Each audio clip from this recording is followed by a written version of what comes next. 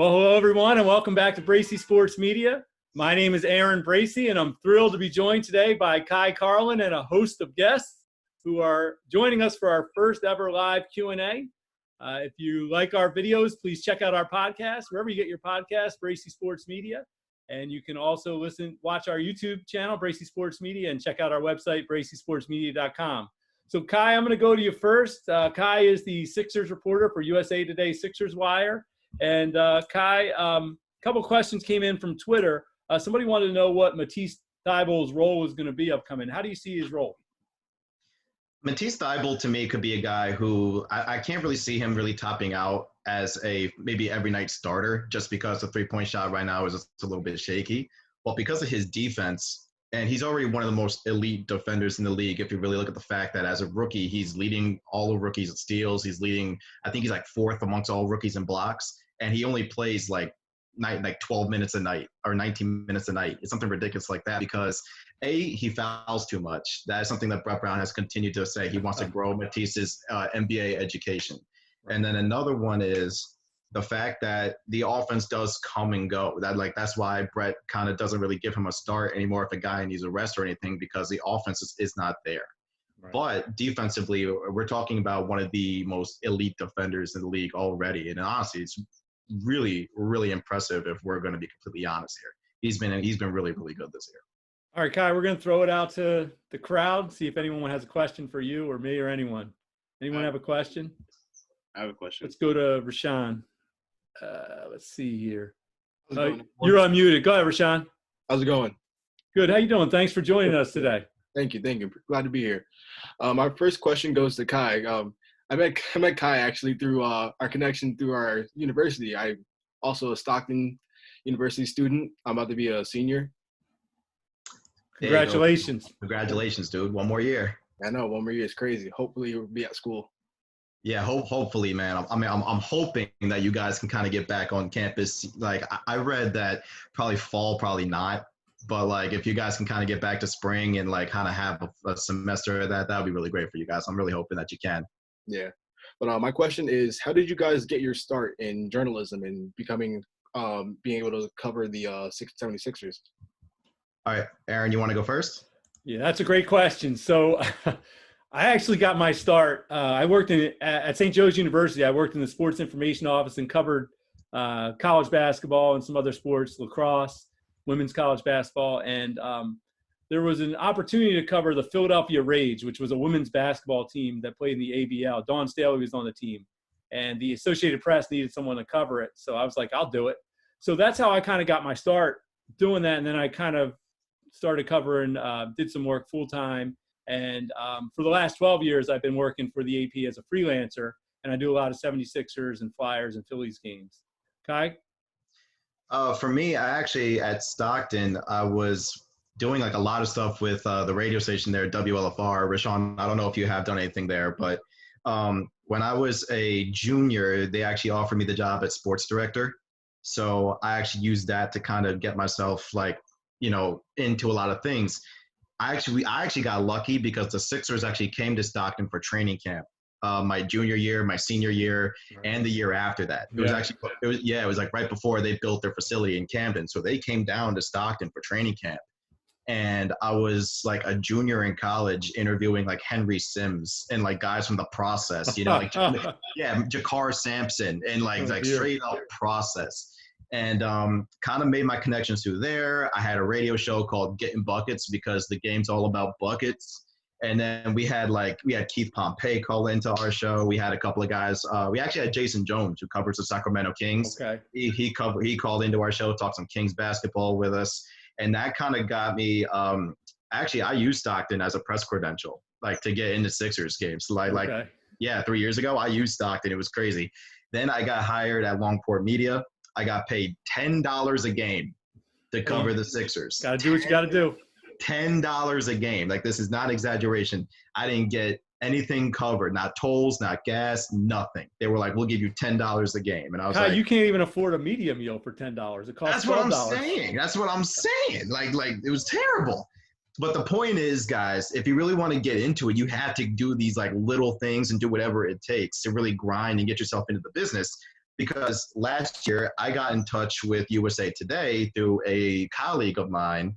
And at first, I wasn't even getting paid by USA Today. They were like, listen, we'll bring you on, but we don't have you in the budget. We don't have money in the budget right now. So I worked for free for 3 weeks. So for 3 weeks, I had to grind and show what I can do before they finally started to put me on the payroll. And then I got promoted to editor in August. So it's a grind. You got to keep going no matter what. Let's throw it out there for some more questions. Who else has a question? Tyler does. So Tyler, go ahead. Hey, my name is Tyler. I'm from Raleigh University. We have, I think, 3 or 4 other students from our school in this call, but my question is, how have you guys maintained your mental fitness throughout this whole process? Go ahead, Ky. Good question. I'll be honest. It's been tough for me, Tyler, because I actually, in total, guys, I do work 3 jobs. So I'm very used to just getting up at 6 a.m. and just kind of going about my day. I substitute teach on the side. So for example, I'll get up at 6 a.m., go substitute teach at a high school, come home, change, and then I'm off to Philly for games. You know what I'm saying? So, and then like I'll be at Wells Fargo Center till like 12:30 in the morning, 1 in the morning, and then come home, sleep for 4 hours, and then get up at 6 a.m. again and substitute teach. So for me, the grind, I miss it. Like I know a lot of you guys like you're like, damn, like what the hell are you running on 4 hours of sleep? But that grind is like what really keeps you going, at least for me. And a lot of it is it's like during this time, and I'm not one of those people who can like sit at home. Like I need to get out, I need to do something. So for me, it was basically like kind of taking walks around my block or going out in the backyard and doing some like dumb workout I saw on YouTube, or doing some like random things to try to keep your mind occupied. Like that was it for me. And you're still putting out a lot of content. Ky writes like 5 or 6 stories a day. So he's you have no idea how hard it has been to come up with content for the site. You have no idea, but let's throw it out to some more questions. Anyone else have a question? I believe Noah does. Noah, go ahead and unmute yourself, Noah, if you can. Yeah, absolutely. So actually, that's kind of a good segue. I wanted to ask about what it's been like, creating content during this time, because we talked about it a lot before, we end classes, just how to come up with different ideas and make content during this quarantine. That is a really good question. A lot of it is like coming up with the most random top 5s you can think of. Like I remember one day I woke up and I was like, guys, I got it. I'm going to come up with the top 5 worst trades the Sixers have ever made. Or like I'll wake up and be like, yo, I'll come up with the top 5 crossovers Allen Iverson ever had. Or I'd be like, yo, I'll just break down top 5 Ben Simmons plays. Or you know what? I got it. I'll come up with a list of the top 5 guys to wear the number 9 in Sixers history. Stupid stuff like that. And really, and somebody will click on it and be like, oh, okay, that's great, and continue to share it because it's like the most random thing they've ever heard in their life. So Noah, to your question, it has been challenging. It has been really, I'm just going to keep it real. It's been tough, but I mean, it's part of the job because I'm going to lay it out like this.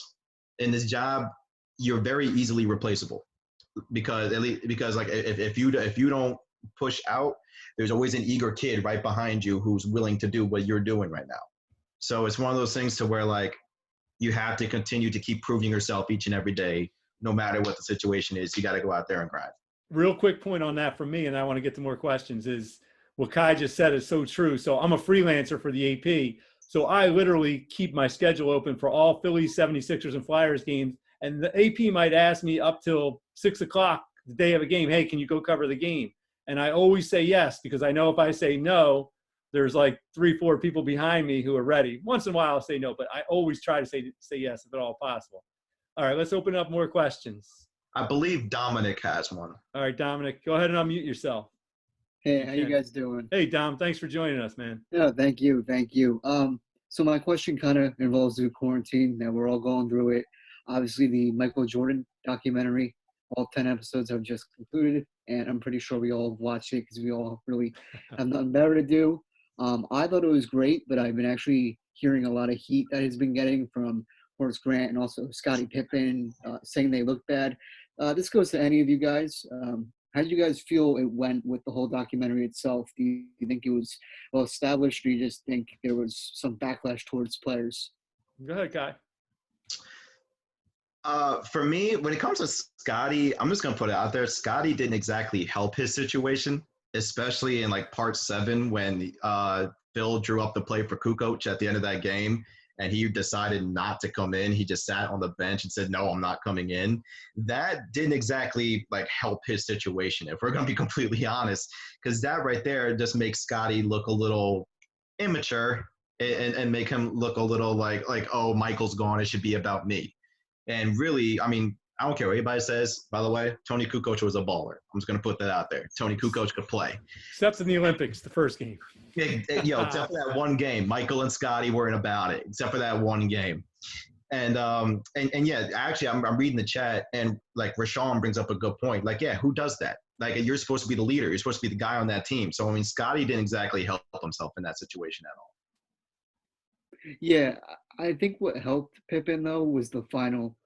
He was either 9 or 10 with the back injury, and his players were describing him as a warrior in a sense because he would try and go back on the court every several minutes and get back into the game. But I totally agree. I think Pippen did not help his case before that by sitting down, even though Kukoc was a baller and he hit the game winner that time. So, Kai, since you're monitoring the chat better than me, go ahead, if you see the next question. Justin has one, I believe. He has a last dance question too. Go ahead, Justin. So stay on the topic of the Last Dance. I just thought this documentary was awesome, special, and I loved all the unreleased footage we saw of MJ. So I saw ESPN might be making a documentary on Kobe and probably LeBron next, but do you think anything will live up to that standards? Because, I mean, what was so great with the unreleased footage was that there wasn't social media and TMZ back then. I just wanted to hear what you guys thought about that. Go ahead, Guy. And then I have a quick Kobe story. Oh, okay. All right. So I'm going to start off with, like, listen, if Twitter was around during the 90s Bulls era, oh, my God. I mean, like, let's just kind of go to part 10. I just want to skip to part 10 real quick. The fact that this man, Dennis Rodman, left in the middle of the NBA Finals to go wrestle with Hulk Hogan, and then he comes back and, and then he escapes like 300 Chicago media there, like waiting to talk to him. My man dipped out, the back door, hopped in the Benz and was out. And I thought that was absolutely incredible. And then I think like the craziest thing about that was he goes the next night and hits the game-winning free throws to win the game, and then goes to go sleep with Carmen Electra. So everything about Dennis Rodman right there, if Twitter was around, let's be real. If Dennis Rodman was around during the Twitter era, whoo, oh my God, Twitter would be on fire each and every day, and it would be absolutely hilarious. So Justin, to your point, like about a future LeBron documentary or a Kobe documentary, everything that they get from TMZ and Twitter and everything else, I feel like it's just going to make that documentary like even bigger than like even what this one about Michael was. Kai, I'm going to type my Kobe story in the chat, give more people a chance to ask questions. I just discovered the chat. So come on, Aaron. I think Joe does have a Sixers question though. Go ahead, Joe. Mine will be a quick one. A lot of talk about how Brett Brown was possibly on his way out and maybe needed an Eastern Conference final or even an NBA final to keep his job. With the season, maybe not ending, but finishing the way that it is he safe for another year, or do you think that's still a possibility? No, Brett's out.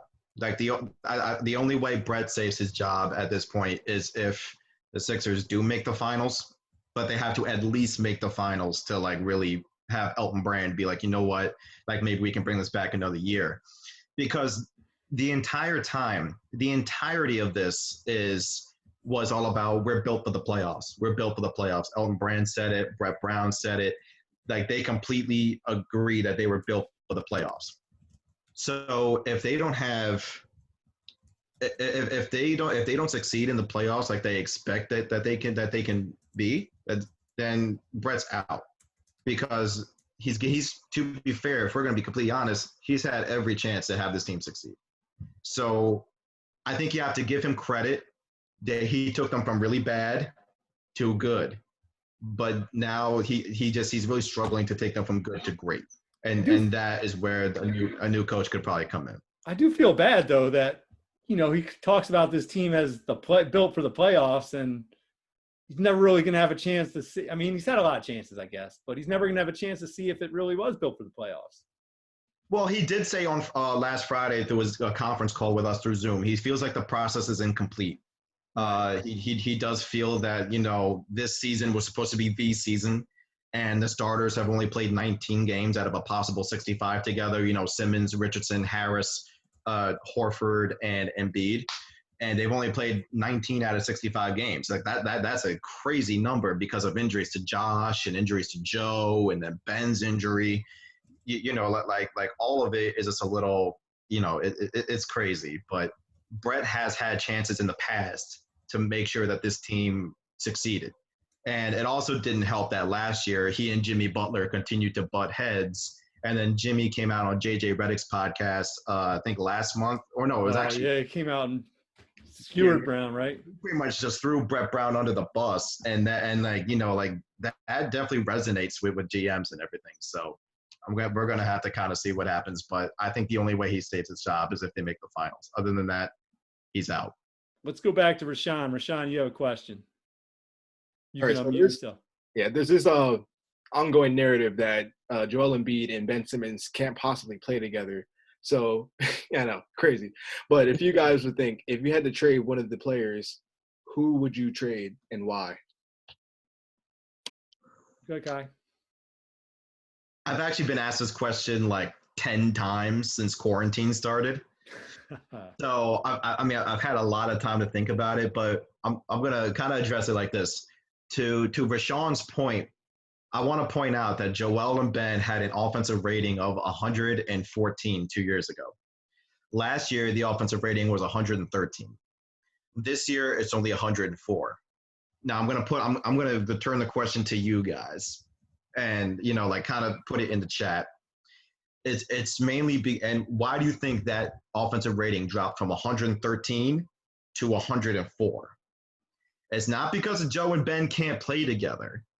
It's because Elton Brand decided to pay Al Horford $109 million and give Tobias Harris $180 million, who I am actually a Tobias Harris guy, but is he worth $180 million?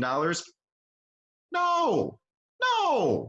So it's one of those things to where this isn't a Joe and Ben problem. This is a fact that they did not put the right guys around those two to succeed. Kai, I want to jump in. Oh, God. I want to jump in when you're done on the Ben thing real quick.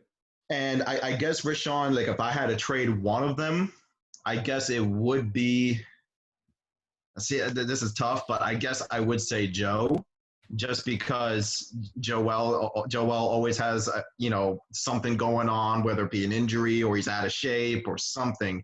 And I'm actually a very big Ben Simmons believer. Like I think Ben Simmons is one of the top 15 players in the game today already, especially when you look at like his impact on the defensive end of the floor.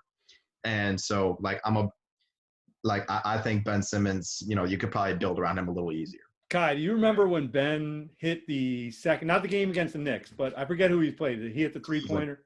Who was it against? Cleveland. So you were in the press conference, and I asked him the question, if you remember. I asked him, you know, he was just so nonchalant about it. And he was like, what do you want me to do? Like, what do you want me to do? Celebrate? Do you remember that? And he was just like, I don't know. I was like, well, you celebrate after dunks. I know. And then Brett came in and was like, that was when Brett came in and started demanding that that was the press conference where Brett came in and he's like, tell all his people, tell his agent, you know, he needs to shoot like what, 1-3 a game. Was that what he said? And then he hasn't shot a 3 since. He hasn't taken one since. And that's kind of like the big issue that everybody kind of wants to continue to just, you know, eat at. Why won't Ben Simmons shoot a 3? Why won't he take a 3-pointer? Like what's the issue? And I think it comes down to a point where, I mean, it's definitely a fair question. Like, dude, it's 1 3-pointer. Like you can't take 1 3-pointer a game. I asked Ben actually up in Brooklyn, and I said, Ben, why can't you take a 3-pointer? Like what's going on?